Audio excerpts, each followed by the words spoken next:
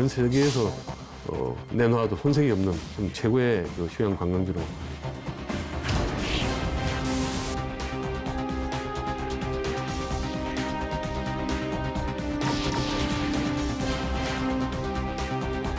지금 제일 문제는 그 토지 오염 정화. 오염을 그럼 어떻게 할 거냐. 처음부터 대두가 됐던 게 토지 오염. 오염된 토양을 하루빨리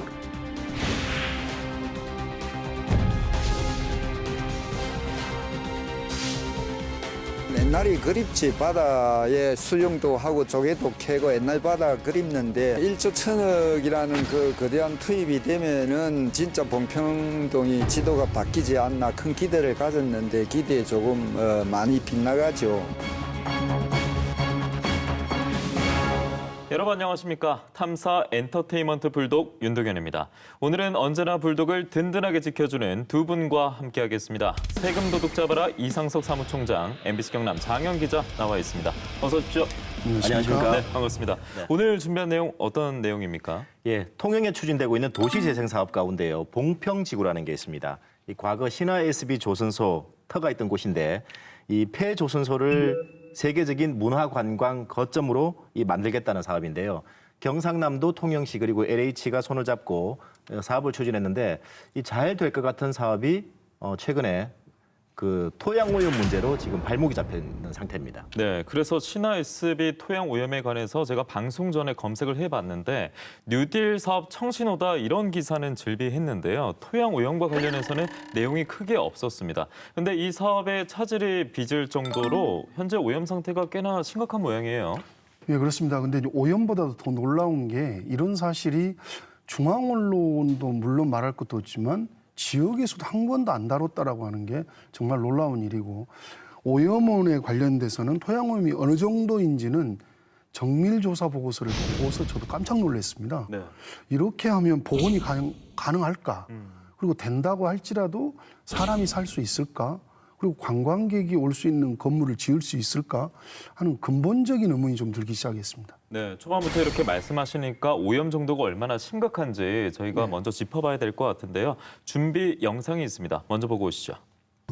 2018년 7월 경상남도와 통영시 LH는 통영 폐조선소 도시재생 사업 협약을 체결합니다. 2년이 지났지만 조선소 야드는 그대로입니다. 사업 추진의 가장 큰 걸림돌이 뭔지 물어봤습니다.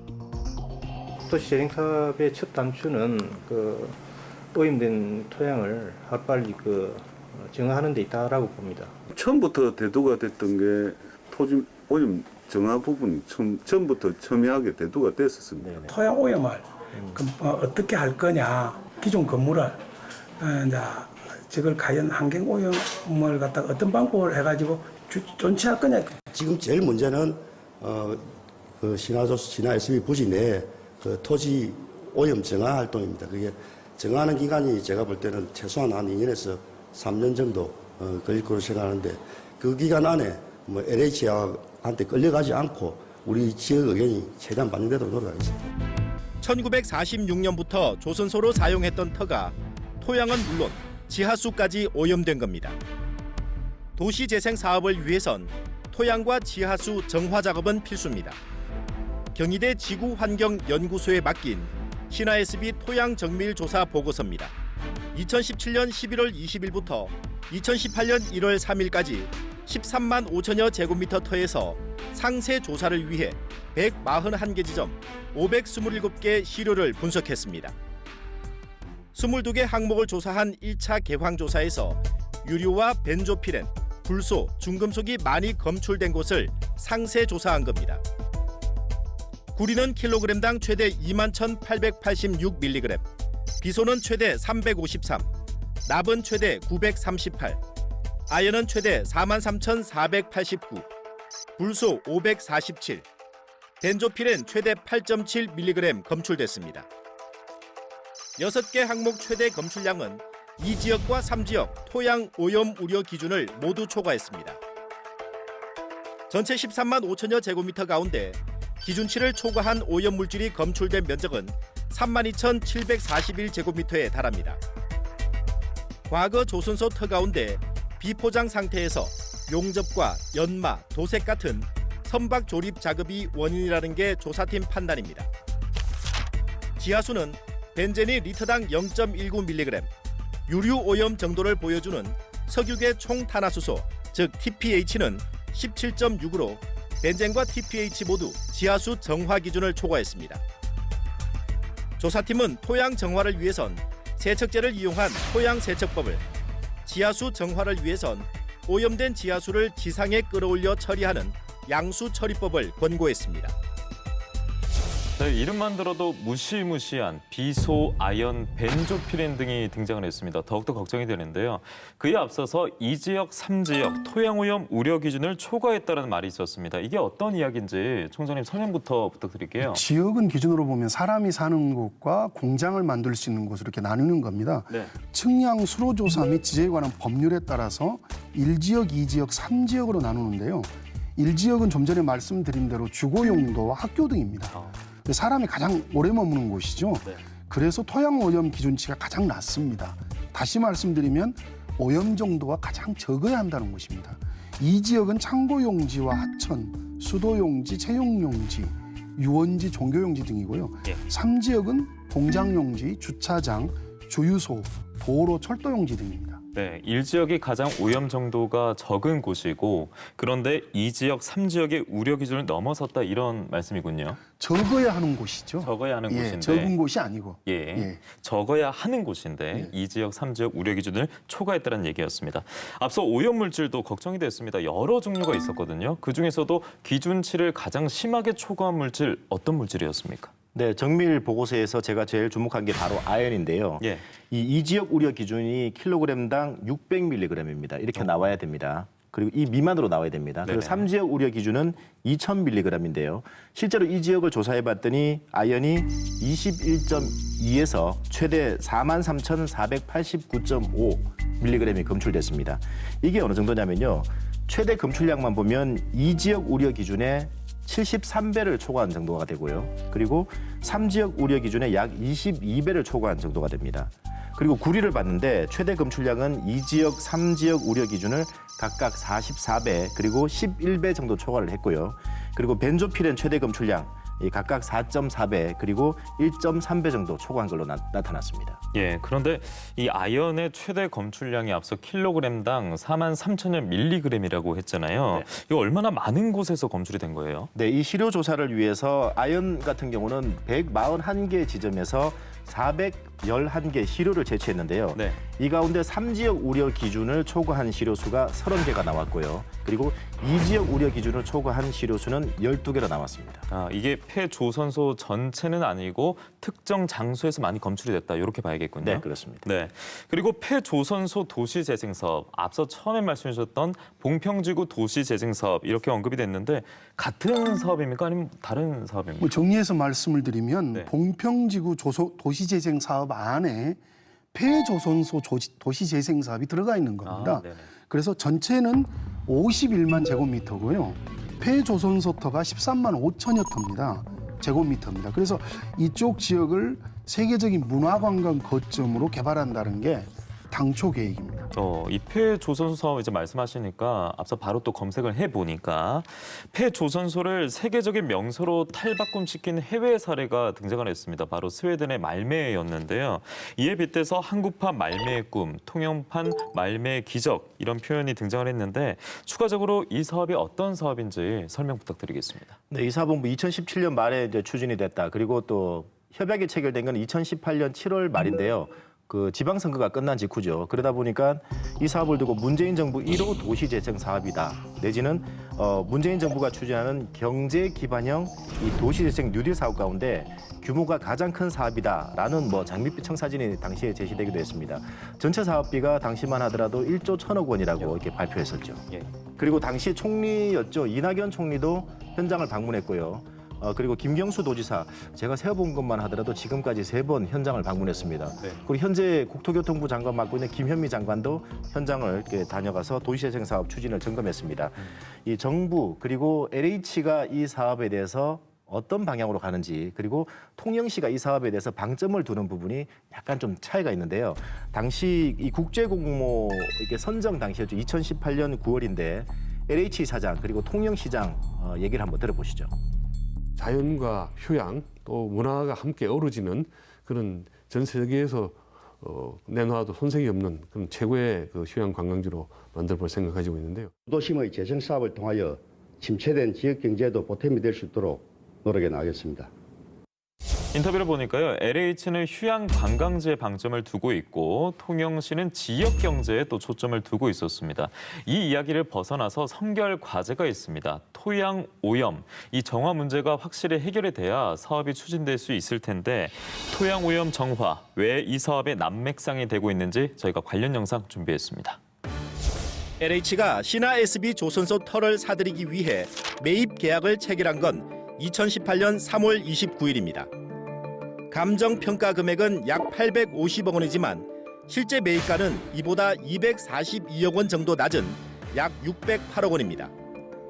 토양오염 조사 결과 법적 절차와 비용을 매수인이 부담한다는 부대 조건 때문입니다. 원래 신화에 있었던 건데요. 저희가 이제 그 정화 책임 부지를 매입을 할 때 정화 책임까지 같이 이렇게 가져오는 걸로 계약을 하고 저희가 그렇게 저희한테 지금 책임이 돼 있는 상태입니다. 토지오염 정화 처리 착공 시기는 지난해 하반기인데 1년 가까이 미뤄지고 있습니다. 당초에 그 도시재생 사업을 추진을 할 때는 지역 주민들도 상당한 기대를 했었는데 지금 사실 피부로 느끼는 부분은 지금 현재 없는 것 같아요. 우리 시에서 그 민자 유치를 하기 위해서 백방은 뛰고 있지만도 아직까지 확정된 부분은 없는 것 같아요. 지금 이제 토지 오염 그 부분에 대해서 지금 현재 하고 있고요. 지금 시작해도 토양 오염을 정화하는데 2, 3년이 걸리지만 정화 명령 기한은 내년 1월까지입니다. 저희들은 현재까지는 이제 내년 1월까지 지금 정화 명령 기간인데 도시 계획이라든지 그리고 용도 지역이 아직까지 확정이 안 되기 때문에 아마 회사에서도 정화 계획 수립하는데 좀 차질이 있는 걸로 알고 있습니다.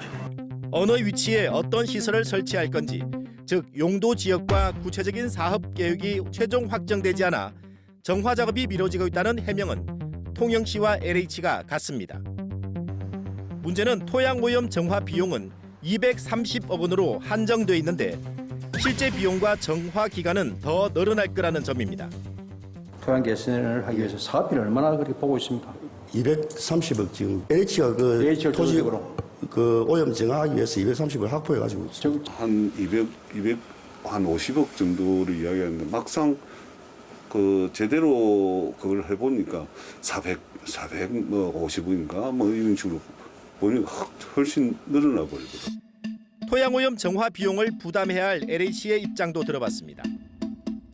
아직은 저희가 이제 정확하게 설계를 해봐야지 금액이 어느 정도 나오는데 지금은 아직 설계가 이루어지지 않은 아직 사업계획 확정이 안 돼가지고 오염 정화를 어떻게 할 것이냐 이런 게 결정이 안 돼서 아직은 금액이나 이런 걸 얘기할 단계는 아닌 것 같습니다. LH는 토양오염 정화에만 1년에서 1년 반 정도 걸린다고 밝혔습니다. 2023년 완공 예정인 폐조선소 도시재생사업 마무리는 이르면 2024년 말이라고 전했습니다. 앞서 통영시와 LH의 사업 방향은 달랐는데요. 토양 오염 정화가 늦어지고 있는 이유는 동일했습니다. 아직 구체적인 계획이 잡히지 않았기 때문이다라고 밝혔는데 총장님 이 얘기에 대해서 어떻게 보세요? 그러니까요. 신화 SB 부지를 포함한 통영 봉평지구 도시 사업이 시작된 건 2017년 12월입니다. 주민공청에도 여러 차례 했고 기본협약에다가 어디에 뭘 지을까지는 국제공모까지 해가지고 2018년 9월에 포스코 ENC 컨소시엄이 낸 통영 캠프 마레가 최종 결정됐습니다. 실현 가능성과 타당성 검사도 2018년과 19년 두 차례나 했고요. 중요한 건 지난해 말에 도시재생 활성화 계획 승인에다 공기업 예비 타당성 조사까지 승인을 받았습니다. LH하고 통영시가 구체적인 사업이 확정되지 않아서 토양 오염 정화 늦어지고 있다고 하는데 이해가 되질 않는 거죠. 국제 공모적 결정은 사업계획 확정된 게 구체적인 거 아닌가요? 저는 정말 이해가 안 됩니다. 또 구체적인 사업계획 없이 어떻게 도시재생 활성화 계획은 승인을 받았는지 궁금하고. 예, 이렇게 본다면 토양 오염 정화 비용이 계획보다 늘어나서 또 사업의 차질을 빚고 있는 거 아니냐라는 의심도 들 수 있을 것 같습니다. 자, 어쨌든 LH는 토양 오염이 이처럼 심각한지도 모르고 매입 계약을 했을까요? 정말 궁금한데요. 그렇지는 않아 보이는데요. 이 토양 정밀 조사 보고서가 이 제출된 시기가 2018년 1월입니다. 그리고 LH가 땅을 매입하기 위해서 계약을 체결한 게 이보다 뒤인 2018년 3월 29일이거든요. 그렇기 네. 때문에 LH가 계약 이전에 이 신화 SB 조선소 토의 토양 오염이라든지 뭐 지하수 오염 이 어느 정도인지 그리고 적정한 이 정화 처리 기법이 어떤 건지도 이미 알고 있었다 이렇게 판단될 수밖에 없습니다. 그럼 알고 있었다면 앞서 그 매입 계약대로 LH가 이제 부대 조건에 따른 토양 오염 정화 책임을 다 져야 되는 게 아닌가 이런 의문도 있을 것 같거든요. 그러니까 지금 이게 이해가 안 되는 겁니다. 원칙은 조선소 그러니까 신화 SB가 져야 하는 게 맞는 거죠. 원칙은 예, 그렇습니다. 이게 법률상으로 보면 이게 토양 환경 보전법입니다. 토양 오염으로 인하여 피해가 발생하였을 때는 해당 오염 원인자는 그 피해를 배상하고 오염 토양을 정화해야 한다고 명확히 규정되어 있습니다. 네. 오염 원인자는 신화 SB죠. 그래서 심지어 오염된 토지를 팔더라도 오염 원인자에 대한 책임은 사라지진 않습니다. 그래서 오염된 땅에 대한 정화 책임을 놓고 소송으로 이어진 경우도 많은데요. 창원의 한국철강과 부영이 벌인 소송도 마찬가지입니다. 네, 그래서 여기서 토양 오염 정화 분쟁, 책임에 대한 분쟁이 관련된 영상이 있는데 지금 바로 보여드리겠습니다. 전문 건설업체인 부영은 아파트를 짓기 위해 2003년 옛 한국철강틀을 사들입니다. 마산만을 조망할 수 있는 노른자위 땅이지만 중금속에 오염된 토양 정화를 놓고 11년 동안 공방을 벌였습니다.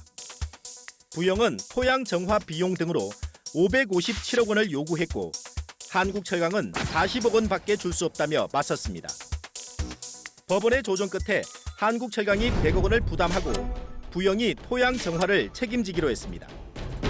오염 원인자에게 일부 책임을 인정한 조정입니다. 법원의 조정 이후 환경단체가 토양 오염 정화 방식의 문제를 제기하면서 또다시 오랜 공방이 이어졌습니다. 철강 슬래그에서 아연을 떼어내는 방식 때문인데 결국 부영 측은 최대 200억 원을 더 드리기로 했습니다.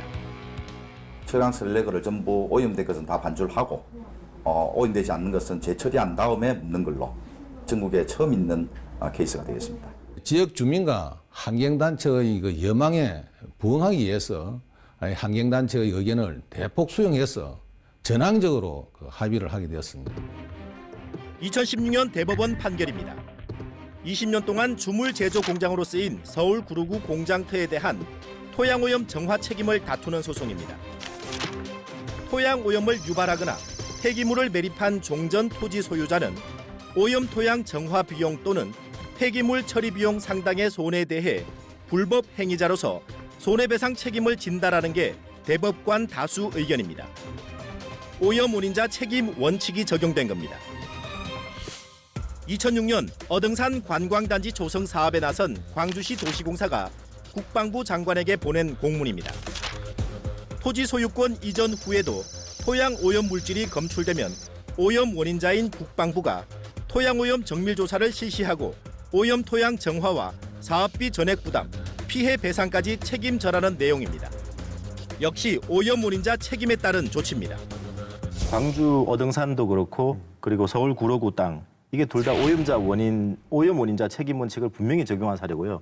한국철강 같은 경우도 그 오염 원인자에게 일부 책임이 있다 이렇게 지금 정리해 볼 수 있는 상황이죠. 그렇네요. 어쨌든 책임이란 단어가 들어가는데요. 이 중에서 광주 어등산터 사례는 총장님께서 자세히 알고 계시다고 들었어요. 예, 그렇습니다. 광주 어등산 건은 제가 개입을 해서 지금 문제를 다시 원칙으로 돌린 경우인데요. 네. 포탄 사격장으로 써 있었는데 문제가 있으니까 국방부가 포탄을 완전히 제거하고 나중에도 문제가 생기면 니들이 다 책임져라고 하는 조항이 있어서 결국에는 상당 기간 동안 국방부가 포탄을 완전히 제거한 다음에 광주시로 이전했던 사안입니다. 소유권이 그때서야 넘어간 거죠. 이 LH가 앞서 폐조선소 도시재생 사업으로 돌아간다면 매매 계약 당시에 부대 조건에 모든 책임이 있었어요. 이걸 다 그대로 떠안아야 되는 걸까요? 그러니까 지금 이해가 안 되는 겁니다. 법률에 정해져 있었는데 LH하고 신화 SB하고 매매 계약서를 쓸 당시에 LH가 토양오염 정화 책임을 진다는 부대 조건을 달았다는 건 이건 정말 이해가 안 되는 거죠. 땅속은 누구도 모르는 건데 이걸 선뜻 안으면서까지 개발을 하려고 했다? 이건 자칫 잘못하면 권력형 비리로 갈 수도 있는 문제입니다. 혹시나 해서 이제 LH 도시재생 사업 규정하고 시행세칙, 토지 업무 규정까지 살펴봤는데 오염 토양에 대한 매입 규정은 없거나 찾지는 못했습니다. 그렇다고 할지라도 성실 의무는 있는 거죠. LH나 국민들에게 손해를 끼쳐가면서까지 그런 것들을 부칙 조항을 달아가면서 인수했어야 되느냐. 이건 상식적으로 이해가 안 되는 겁니다. 네. LH 규정에 또 이런 건 하나 확인했는데요. 이 토지 업무 규정 10조입니다. 매입 제한 토지에 대해서 얘기하는 건데 이 매입 후 매각이나 개발이 심히 곤란할 것으로 예상되는 토지는 매입을 금지하거나 기피해야 한다. 뭐 이런 내용 정도는 있었습니다. 저도 그 조항을 봤습니다. 근데 이제 매각이나 개발이 심히 곤란하다. 이건 이제 해석의 여지가 상당히 좀 있죠. 구체적이질 않아서. 이참에 그래서 LH는 물론이고 공공기관이 오염 토양을 매입할 때 정화비용을 어떻게 할 건지 이런 부분들을 좀 꼼꼼히 따져보고 할 수 있도록 그 제도를 좀 만들어야 될 것 같습니다. 구체적인 제도를 만들어야죠. 이게 다 국민의 세금으로 투입되거나 공기업 역시 공적 자금이 투입된 거 그렇습니다. 예, 가장 처음에 저희가 보내드렸던 영상에서 한 주민이 도시 재생이고 뭐고 바다로 돌려줬으면 좋겠다 이렇게 말했잖아요. 갑자기 좀 연결이 되는 것 같습니다. 아무튼 이 주제에 관해서 저희가 전반적으로 이야기를 나눠봤는데 총장님 어떻게 한 말씀 좀 더 해줄 수 있을까요? 예, 좀 안타깝습니다. 무리하게 정화 책임까지 떠안으면서 쫓기듯이 사업을 추진한 것들이 이게 성과에 급급한 그런 탁상 행정의 출발이었는지 아니면 누군가의 압력에 의한 권력형 비리였는지 아니면 정말 삼자가 얽혀있는 짬짬이 행정이었는지를 이건 정확히 밝혀져야 될 문제입니다. 그래서 지금 가장 중요한 통영시 의회 책임이 빠져 있거든요. 통영시 의회가 지금이라도 특별위원회를 구성해서 문제의 본질을 정확히 좀 봐야 될 것 같고 특히 10월 달에 국정감사가 시작됩니다. 국회에서 이 문제를 반드시 다뤄야 될 것 같고 좀 전에 말씀드렸지만 이건 검찰과 경찰의 수사가 필요한 사안 아니냐. 이런 형태로 보고서가 올라왔는데 그걸 무시하고 2달 후에 계약서를 체결해서 진행했다? 이건 정말 특혜일 수도 있거든요. 그래서 수사가 이루어져야 될 사안이라고 보여집니다. 앞서 토양뿐만 아니라 이 사업 전반적인 내용이 있어서도 오염 원인자가 있다면 또 책임도 지워야겠네요. 그렇습니다. 예, 이에 관해서 장영 기자도 한마디 해주시죠. 네, 앞서 영상 보셨듯이 주민들의 실망감이 사실 가장 크고요. 또 그게 제 마음속에 와닿는 부분이었는데 뭐 이 사건과 관련해서는 대통령이 사실 이름도 거론됐고요. 뭐 총리라든지 도지사, 장관까지 현장을 여러 차례 들리면서 뭐 관심을 나타냈는데 뭐 이런 정치인들의 주문도 당연히 있었겠죠. 그런데 LH라든지 이 지역의 공무원들이 이런 정치인들의 주문보다는 주민들이 어떤 기대를 하고 있는지 그리고 주민들의 이런 실망감들을 좀 줄이기 위해서라도 정말 책임감 있게 일을 좀 추진해 나갔으면 좋겠습니다. 네, 2017년 도시재생 뉴딜 공모사업 선정 당시에 나온 통영시 보도 자료를 보면요. 주민과 함께하는 또 주민들의 삶의 질이 향상될 수 있도록 이런 등의 주민이 들어가는 기사가 참 많았습니다. 이미 정답은 나온 것 같습니다. 누구를 위한 사업인지 직접 알고 있기 때문에 하루빨리 주민을 위한 주민의 기대를 충족시킬 수 있는 사업이 완성될 수 있도록 저희가 그 과정까지 불독이 유심히 지켜보도록 하겠습니다. 확실히 이런 내용을 봤을 때는 오늘 이 한 번의 시간만으로는 좀 부족하지 않을까 생각되는데요. 어떻게 보셨어요? 네, 추가 취재를 해야 되겠죠. 그런 생각이 바로 들었죠. 네, 또 한 번 기대를 하고 있겠습니다. 자, 오늘 순서는 여기서 마치겠습니다. 두 분 오늘 고맙습니다. 감사합니다. 감사합니다. 고생하셨습니다. 책은 공공재입니다. 책방은 지역의 삶을 이야기를 해줄 수 있는 문화적인 발신제 역할을 할 수 있어요.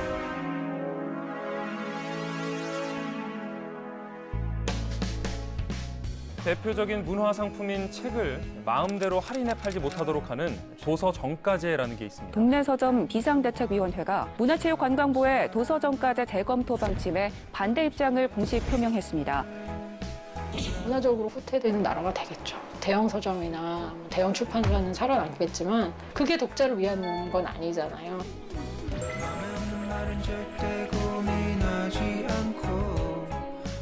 코로나19 재확산과 태풍 피해까지 올해 정말 길고 힘든 한 해를 보내고 있습니다. 그럼에도 불구하고요, 계절은 바뀌었고 책 읽기 좋다는 계절 가을이 돌아왔습니다. 요즘 시국도 어수선하지만요, 이쯤에서 짚고 넘어가야 할 이슈가 있어서 저희가 오늘 주제로 한번 선정해봤습니다. 바로 도서정가제인데요. 올해 초 한 작가가 도서정가제가 위헌이라면서 헌법소원 청구를 냈습니다. 그래서 현재 심리 중이고요. 서점이 줄고 책값이 비싸진 게 이 도서정가제 때문이다라고 주장하면서 도서정가제를 폐지하라는 쪽도 있고요.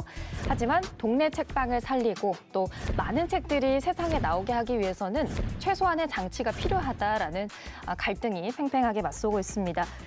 그런데요, 최근 도서정가제 없으면 책방 망한다라는 내용으로 대통령에게 공개 서한까지 보낸 분이 있어서 저희가 모셔봤습니다. 책방의 서사 같은 분이죠. 책방 제주 풀무질의 은종복 대표님 모시고 오늘 이야기 나눠보겠습니다. 안녕하십니까? 안녕하세요.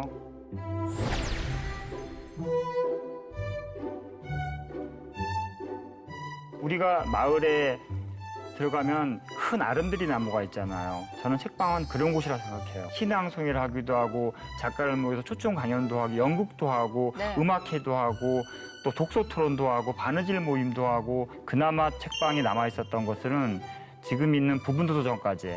이 부분도서정가제마저 없어진다고 하면 1000개쯤 없어질 거다. 책방이 지금 벼랑 끝에 있어요.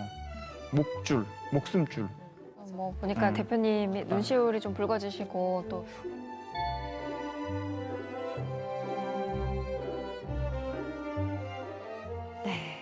멀리 제주도에서 모셨습니다. 네, 사실 경남에도 훌륭한 동네 책방지기들이 그러니까요. 많이 계신데 멀리 계신 분을 모신 이유가 있어요. 왜 그랬어요?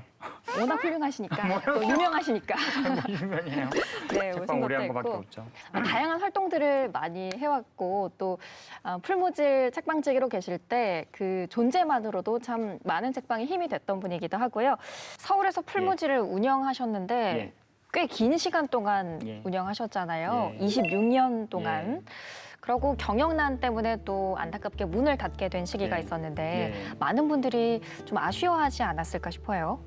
제가 서울 명륜동 풀무질을 26년 동안 했고 제주도에 내려와서 또 제주 풀무질을 1년 넘게 하고 있는데 마을의 책방이 사라지게 되면 그 마을의 아름다움, 오아시스의 사막의 오아시스 같은 곳이 사라진다는 절박함 때문에. 근데 그나마 책방이 남아 있었던 것은 지금 있는 부분도서정가제. 근데 그것이 활인폭이 늘어난다거나 그러면은 책방의 경쟁력 때문에 떨어져서 다 문을 닫게 되겠죠.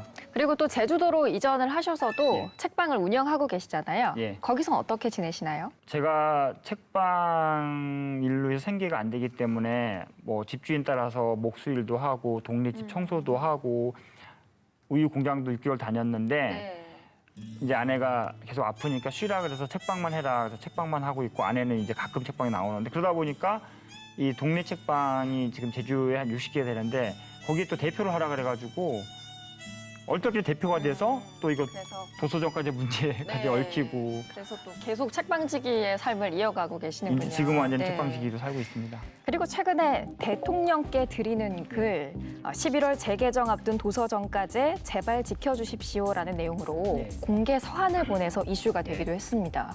혹시 답변 받으셨습니까? 못 받았어요. 전달됐는지도 확인이 안 된 거죠? 그렇죠. 그렇군요. 응답이 없어요. 네, 그렇군요. 이 당사자를 모시고 항상 이야기를 들어보고 있어요. 해민정음에서 오늘 당사자로서 경험이라든가 또 이 개념의 정의라든가 충분히 시청자들에게 또 저희에게 이해를 시켜주실 수 있는 시간을 좀 준비해봤습니다. 먼저 요즘 뭐 말이 많은 도서정가제. 도서정가제가 도대체 뭡니까, 대표님? 2003년도에 시작했는데 최근에 시행되는 도서정가제는 2014년부터 생긴 거예요. 그래서 3년씩 되는 한시법이에요. 그래서 지금이 6년 지났으니까 올해 2020년 11월이면 또 고쳐야 돼요. 지금의 현행이 있는 도서정가제는 사실은 부분 도서정가제예요. 다른 프랑스나 미국 많은 나라에 있어서는 그냥 도서정가제죠. 그러니까 책값 그대로 다 받는 거. 근데 지금은 그렇지 않아요. 우리나라는 책값이 있으면 현금은 10% 싸게 살 수 있고요. 그다음에 5% 간접 할인을 할 수 있어요. 5% 간접 할인하는 거는 이제 마일리지를 준다던가 아니면 뭐 상품을 책에 껴준다던가 결국 부분도서정가제죠. 정확히 얘기하자면. 근데 그거 맞아도 더 많이 할인을 하는 방법으로 가려고 지금 조정 중인 것 같아요. 지금 할인 폭이 총 15% 정도 되는 걸 예. 더 크게 늘리겠다 그쵸. 이런 걸 추진하고 있다는 예. 거네요. 제주에서 책을 사나 진주에서 책을 사나 그냥 똑같이 돈 12,000원 받아라라는 그쵸. 게 도서정가제다. 그렇죠. 네, 근데 지금은 이렇게 또 할인을 사실은- 하니까 안 맞다. 그렇죠. 사실은 정확한 표현은 부분도서정가제예요. 네, 네. 완전한 정가제가 아닌 거네요. 그렇죠. 네, 알겠습니다. 네. 가령 10,000원짜리 책이 어떻게 유통되는지 예. 큰 책방이나 그 온라인 서점은 큰 출판사에서 바로 받죠. 네. 그래서 책값이 10,000원이라 그러면 그 40% 할인된 가격인 6,000원에 받게 되는 거예요. 근데 우리는 그 도매상도 먹고 살아야 되잖아요. 그래서 도매상에서 그들이 15%를 남기고 우리한테는 7,500원을 주는 거예요. 이해하셨어요? 네. 그래서 큰 책방에서는 10%를 할인을 하게 되면 10,000원에 10%면 9,000원이죠. 그럼 9,000원에서 6,000원을 빼면 수익이 얼마예요? 3,000원이죠. 근데 우리는 7,500원이 들어오니까 9,000원에서 7,500원을 빼면 얼마예요? 1,500원. 그러니까 같은 10,000원의 책을 팔아도 우리 책방에서는 1,500원이 남고 큰 책방은 3,000원이 남는 거예요. 이해하셨어요? 그런데 이거마저도 만약에 도서정가제가 폐지된다면 아마 2021년에는 지금 2,600개 정도의 우리나라의 책방이 있는데 1,000개쯤 없어질 거다.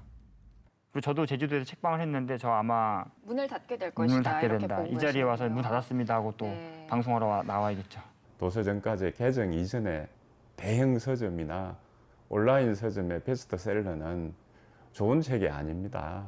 그냥 가장 할인율이 셌던 책, 가장 높았던 책, 그러니까 가장 값싼 책입니다. 그것들이 온라인이나 기업형 대형 서점의 베스트를 차지했습니다. 작품성이 높거나 작은 출판사의 좋은 책은 고객들에게 선도 보이기 전에 단명을 하고 말았죠.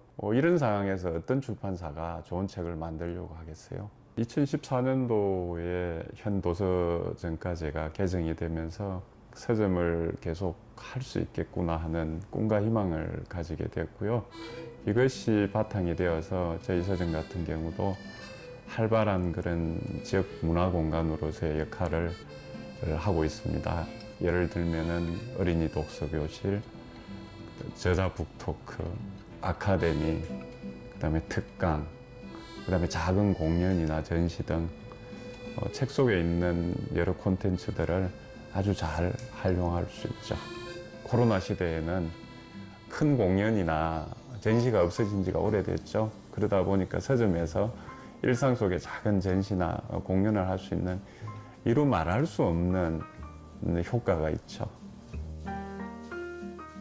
뭐 도서정가제 재검토 예. 기한이 올해 11월이죠. 맞아요. 11월이면 예. 이제 3년차를 맞이하는데 예, 예. 자, 그래서 이 쟁점을 놓고 반대하는 쪽의 주장을 우리가 예. 한번 짚어볼 필요도 있는 것 그렇죠. 같아서 준비를 했습니다. 예. 폐지를 주장하는 사람들은 예. 도서정가제 탓에 책값이 비싸졌고 또 독서 인구가 줄었다. 예, 예. 오히려 책을 안 보게 됐다고 주장을 예. 합니다. 예, 예. 이거 뭐 사실 많은 분들이 책값이 비싸졌다고 이야기를 예. 하고 있는데 예. 사실인가요? 사실 아니에요. 책값 상승률이 물가 상승률보다 훨씬 낮아요. 제가 대학 84학번이거든요. 네. 그런데 그때는 소주 한 병에 100원이었어요. 지금 얼마인가요? 2,000원 정도 하죠. 지금은 그냥 사도. 네. 술집에 4,000원씩 하죠. 책값 그 당시 시집이 2,000원 좀 넘었어요. 지금 얼마예요? 이제 9,000원 해요. 그러니까 책값 상승률이 물가 상승률보다 훨씬 낮아요. 다른 여기 나라는 보니까 어때요? 다른 나라는 그러면? 우리나라가 이제 노인과 바다 그 문고판이 책마다 다르겠지만 평균 9,800원 정도 하는데 영국이나 프랑스, 독일 이런 데는 82원? 예, 이렇게 만 원이 나오네요. 넘네요. 예. 도서정가제 폐지하자고 보면은 이제 대학생들 꽤 있거든요. 보면은 참고서가 왜 이렇게 비싸요? 교재가 왜 이렇게 비싸요? 그 말 맞아요. 참고서나 그런 법률 서적들은 사실 쓰기 쉽거든요. 그 책값 계속 올리더라고요. 제가 서점 해보니까. 그러니까 그런 것도 오히려 규제해야 된다고 저는 생각해요. 그런 다른 이야기이긴 한데. 책들도 도서정가제 안에서 그 적용받죠. 예. 적용받죠. 수업 교재나 그런 교수들이 쓴 책 내는 출판사들은 절대 안 망해요. 왜냐면 책값이 너무 비싸요. 사실 그거 다른 데보다 훨씬 비싸요. 그리고 왜 한 학기만 볼 책을 그렇게 양장분으로 해야 되는 거예요? 그러니까요. 그런 것 때문에 학생들이 책값 비싸다고 얘기를 하는 거예요. 그런데 정말 교양서적들 그런 것들은 그 비싼 게 아니에요. 책값 비싸다고 하는 사람은 평소에 책을 안 샀던 사람이에요. 제가 봐도 그런 것 같아요. 독자 개발 조사 보고서 읽는 사람, 읽지 않는 사람에서 예. 독서 장애 요인은 19.4%가 시간이 예. 없어서라는 답변을 예. 했습니다.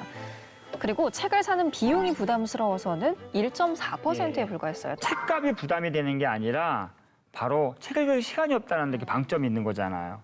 사실 또 뭐 독서 인구가 줄어든 것이 책값 때문은 아니라고는 하지만 예. 그래도 할인폭이 좀 커진다면 그쵸. 책이 저렴해진다면 많이 사볼 수 있다는 주장도 있거든요. 예. 그건 어떻게 보세요? 그렇게 생각하지 않아요. 제가 책방 26년 해봤는데요. 뭐냐면 독자들은 제 책값을 보고도 판단하지만 그 앞서서 책의 질을 보고 판단해요. 이 책이 내게 필요한 책인가? 그리고 그 책이 필요한 책이면 읽어보고 또 선물로 또 사요. 책값은 그 독자들이 책을 고르는 판단 기준이 아니라는 게 제가 26년 책방 해보면서 제 경험입니다. 그러니까 책값이 오르든 내리든 볼 그쵸. 사람은 보고 안 볼 맞아요. 사람은 안 보고 네. 이렇게 정리할 그 수 대신 있네요. 그런 건 네. 있어요. 출판사에서 고급 독자를 요하고 네. 많이 안 팔릴 책은 어쩔 수 없이 책을 내야 되니까 비싸게 내요. 그런데 도서정가제가 폐지가 되면 그런 책 못 내죠. 왜냐하면 책 한 권 내는데 보통 적게는 300, 많게는 700만 원 들어요. 500만 원 안팎이 들어요. 근데 출판사한테 무지하게 부담이 되는 돈이에요. 그래서 요즘은 텀블벅을 하잖아요. 네. 10,000원씩 이렇게 미리 받아서. 아무튼 책값이 비싸다고 해서 안 사고 싸다고 해서 더 많이 사고 네. 절대 그러지 않습니다. 저는 개인적으로 그 독립서점이나 서점 수가 좀 예. 는 것 같은데 예. 그분들은 오히려 서점 수가 축소됐다. 도서정가 그거는 때문에. 하나 이유예요. 뭐냐면 한국서점협회는 30년이 넘은 출판 서점 조직이에요. 그쪽에서는 우리 같은 서점을 기타 서점으로 분류한 거예요. 동네 책방을 뺀 거예요. 근데 그들이 그냥 기타 서점, 동네 책방이 그럼 그런 서점들이 2014년에는 줄었어요? 100개가 안 됐는데 지금은 700개 이상 늘어났어요. 독립서점이? 그렇죠. 기타들이? 기타들이. 그렇게 늘었는데 기타 아닌 원래 참고서 팔던 서점이 줄었다는 거를 그건 또 줄었어요. 그래서 주장하시는 거예요? 그렇죠. 줄어드는 폭은 줄어들고 늘어나는 건 확 늘어났죠. 그러면서 동네 책방은 확 늘어났고 우리 같은 동네 책방은. 그래서 저희가 조사를 한번 해봤습니다. 예, 경남 기준으로요. 예. 우리 지역에는 서점이 얼마나 될까 예. 궁금해서 알아봤더니요. 2019년도 한국서점조합연합회 조사에 따르면 예. 가장 많은 곳은 역시 통합 창원시. 창원시가 48곳이 있었고 2위가 김해시 20곳, 또 3위가 진주시입니다. 진주시 16곳으로 생각보다 많았어요. 그리고 경남의 서점이 한 곳도 없는 곳은 의령군이라고 합니다. 네. 이런 곳을 책방 소멸 지역이라고 분류를 하는데 전국에 5군데가 있고요. 근데 경남 기준으로 그나마 다른 지역에 비해서 서점 감소율은 좀 적은 편이어서 뭐 다행이라고 해야 될지 모르겠습니다. 아무튼 또 통계에 잡히지 않은 독립 서점들도 저희가 조사를 해보니까 2014년 그 부분 도서정가제 도입 전후에서 그 이후에 생겨난 독립 서점들은 25곳이나 된다고 합니다. 그 제가 진행하는 라디오에서 금요일마다 라디오 북이라는 코너를 진행하고 있는데 동네 책방들의 책방지기들만 연결을 해요. 그래서 그 책방의 상황을 들어보고 또 요즘은 어떤 책이 잘 팔리는지 그 동네에서는 어떤 문화 공연을 여는지 그런 것도 알아보는 시간도 있는데 생각보다 경남에 많습니다. 경남만 연결합니다. 경남만? 네. 경남을 이사 와야겠네. 근데 이 코너가 또 확장되면 저희가 예, 예. 다른 지역도 전화를 한번 드릴 테니까 꼭 받아주시기 바랍니다. 그러면요, 도서정가제 이후에 출판 산업엔 어떤 영향을 줬어요? 부분 도서정가 되면서 국민청원한 사람들은 출판사가 없어졌다고 하는데 거짓말이에요. 출판사가 엄청 많이 늘어났어요.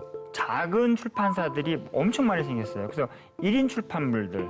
기술 발달로 책 내는 게 쉬워지다 보니 국내 출판사 4곳 중 3곳이 직원이 4명 이내인 1인 출판사. 큰 출판사에서 나오는 책만큼 막 마케팅을 하거나 그런 건 아니지만 모험적인 시도 같은 거를 해보게 되고 기분 좋게 썼습니다. 신나게. 신춘문예는 1년에 한 신문 하나만 되잖아요. 근데 다른 사람들은 책을 내고 싶잖아요.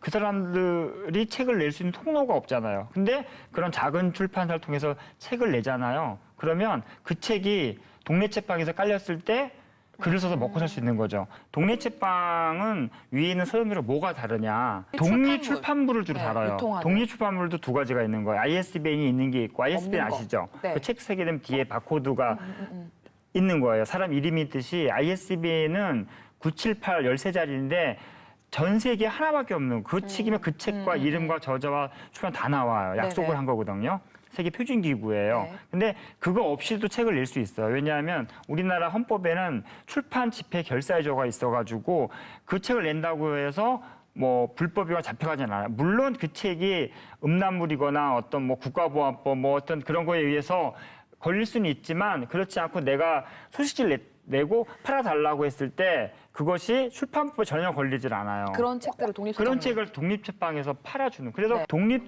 출판물을 다루는 책방이 있기 때문에 가능한 거예요. 교보나 이런 데는 ISBN 없는 거 받질 않아요.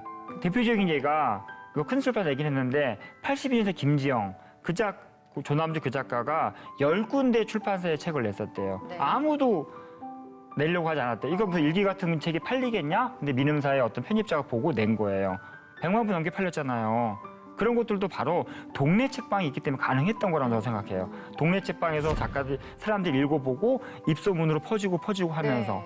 정리하자면 도서정가제 이후에 출판 산업이 악화됐다는 주장은 아니다. 사실과 다르다. 이렇게 완전 다르다. 네, 볼 수 있겠습니다. 저희가 책방 운영을 제일 중요하게 생각하는 게 제가 마을과의 소통이거든요. 그래서 저희가 자체적으로 돈을 들여서 항상 매번 마을 신문이랑 마을 지도 이런 걸 계속 만들어요. 그래서 마을에 새로 이사 오시는 분들하고 이제 저희가 인사해서 그 가게 알리고 인터뷰도 하고 그래서 저희 책방에 전국에서 오면 항상 저희가 지도 주고 책방에 갔다가 여기 가세요. 다 물어보거든요. 어디 가야 되냐. 사람을 불러 모으는 역할을 맛집도 그런 역할을 하지만 맛집에서는 밥을 먹고 그냥 가지만 책을 보고 주인장하고 이야기를 나눠요. 대부분이. 지역에 있는 소도시만이 갖고 있는 정말 이런 자연 콘텐츠라든지 이런 정말 흥미로운 콘텐츠 되게 많거든요. 근데 그런 것들이 누군가가 기록하고 전하지 않으면 그냥 사장되면 그 도시의 삶 자체가 사람들한테 공유되거나 알려지지 않는 거예요. 근데 책방은 사실은 그런 콘텐츠를 만들어서 사람들하고 소통하고 지역의 삶을 이야기를 해줄 수 있는 문화적인 발신제 역할을 할 수 있어요. 그렇기 때문에 그런 마음으로 사실 많은 분들이 좀 남들이 가지 않는 작은 소도시에서 책방을 열었으면 좋겠어요. 그렇게 해서 전국적인 그런 어떤 문화적인 발신제 역할을 한다면 얼마나 이 나라의 문화가 사실은 뭐 그 큰 돈 들이지 않아도 어떤 문화적인 이 풍성함이 유지될 거라고 생각하고 책은 공공재입니다. 그래서 국가에서 도서관을 짓고 또 국민 세금으로서 책을 사서 비치하는 거죠. 그런데 이런 책을 담는 집은 서점이 문화의 실핏줄인 이런 공간들이 사라져 간다면은 문화는 더 이상 확대되지도 않고 그 생산을 멈추게 되겠죠. 지금도 서점은 이미 참 중환자 객입니다. 한자를 치자면은 산소 호흡기를 달고 있는 중환자에게 산소 호흡기를 떼면은 어떤 현상이 일어날까요? 도서정가제는 최소한의 산소 호흡기죠. 저는 평생 서점인이고 앞으로 서점인으로 일생을 마칠 것 같은데 동네 책방이 없는 그 골목을 생각해 보셨어요? 아님 동네 책방이 없는 그 도시에 누가 와서 살겠습니까? 지역 서점을 살리고 그 지역 서점에 일어나는 소소한 우리들의 일상을 지켜주는 그것이 국가의 역할이라고 생각하는데요. 사실 뭐 말씀하신 대로 책이 그냥 일반 상품과는 구분되는 그렇죠. 공공재의 성격을 띠지 않습니까? 예. 그래서 도서를 둘러싼 생태계를 만들어야 한다 이런 이야기들도 나오고 있는데 그런 측면에서 도서정가제가 그 역할을 톡톡히 할 수 있을까라는 의문도 있습니다. 아주 톡톡히 하죠. 그러니까 그 우리가 책의 공공재라 그러면 보통 세 가지죠. 도서관, 네. 그다음에 그 지역 아동센터 같은데 한쪽에 있는 도서관, 그다음에 책방이잖아요. 그런데 다 성격이 다르죠. 도서관은 살 수 없지만 누구나 열람할 수 있는 기능이 있는 거잖아요. 그래서 어떤 사람들은 그런 얘기를 해요. 책방을 지원하지 말고 도서관을 더 지원해야 된다. 100번 맞는 얘기예요. 그렇지만 또 100번 틀린 얘기예요. 뭐냐면 100번 맞다고 얘기하는 거는 작은 도서관이 많아지잖아요. 그러면 책방이 살 수밖에 없어요. 예를 들어서 제가 좋아하는 헤르만 헤세 작품 중에 제일 좋아하는 거는 그 나르시스와 골드문트인데 근데 그 작품을 읽었어요. 근데 그걸 내가 어떤 아끼는 후배에 선물하고 싶어요. 그럼 두 가지밖에 없죠. 도서관을 지금 훔치거나 책방에서 사거나. 책을 안 읽기 때문에 도서관에 안 가는 거고 책을 안 읽기 때문에 책방에 안 가는 거예요. 도서관은 많아져야 돼요. 당연한 얘기예요. 그리고 도서관이 많아지면 책방이 많아질 수밖에 없어요. 도서관에서 책 구입을 동네 책방에서 구입해야 되는 거예요. 정가로. 미국은 그렇게 하고 있어요. 거기 완전 동거도 아닌데도. 다른 나라 다 마찬가지고. 우리나라는 안 그래요. 그리고 형, 여기서 그 내가 시집을 낸다는 좀 팔아줄 수 있어? 그리고 내가 여기 바이올린 하는데 우리 여기 음악회 제가 무료로 한번 해드리고 싶어요. 이런 거를 제안할 수 있고 사실은 우리 세화가 사는데요. 거기에 죄송한 얘기인데 술집이 진짜 많더라고요. 옛날에 60년대 그 바닷가에서 그런지 모르지만 그런 다방이나 뭐 노래방 그게 내가 눈으로만 쫙 봐도 한 100개가 넘어요. 그 작은 마을에. 물론 구자읍사무소가 있지만 책방 풀무질 하나 딱 들어왔어요. 근데 어느 날 제가 울 뻔했어요. 마을 분이 오셔가지고 딱 그러는데 야 풀무질 서점 오니까 마을에 품격이 산다 그러시는 거예요. 그러니까 그런 술집도 있고 뭐 노래방도 있고 다 있어야 돼요. 그런데 그것만 있는 건 슬픈 거 아니에요? 사막에 선인장? 당연히 있죠. 근데 사막이 있으려면 오아시스가 있어야 되잖아요. 물이 있어야 살죠, 우리가. 책방에 나는 문화의 오아시스라 생각하는 거예요. 그래서 책방이 지금 벼랑 끝에 있어요. 제가 출판사를 오픈한 때는 이제 도서정가제 지금 개정 전까지 시행 전이어서 할인 엄청 많이 했었죠. 반값 할인, 1+1 할인도 있었어요. 하나 신간 사면 구간 껴주기 이런 거 있잖아요. 그래서 처음에 그래서 출판사 시작했을 때 도대체 이게 뭔가. 예를 들어서 프랑스 같은 경우는 책방을 냈게 되면 우리나라 돈은 10억 원을 빌려줘요. 그리고 10년 거치 10년 상환 무이자예요. 가까이 있는 중국만 하더라도 도서정가제를 폐지했다가 책을 안 보고 책값이 오르고 출판사가 망하자 다시 또 완전 도서정가제 하려고 지금 입법 중인 걸로 알고 있거든요. 소비자들이 책 완전정가제가 없어지면 책값이 싸진다고 하는데 그렇지 않다는 거예요. 이 부분 도서정가제마저 없어진다고 하면 책방이 지금 벼랑 끝에 있어요. 도서정가제가 왜 필요한지 좀 느끼는 부분이 많습니다. 지금 뭐 보니까 대표님이 눈시울이 좀 붉어지시고 또 그동안 뭐 맺힌 것도 많으신 것 같고.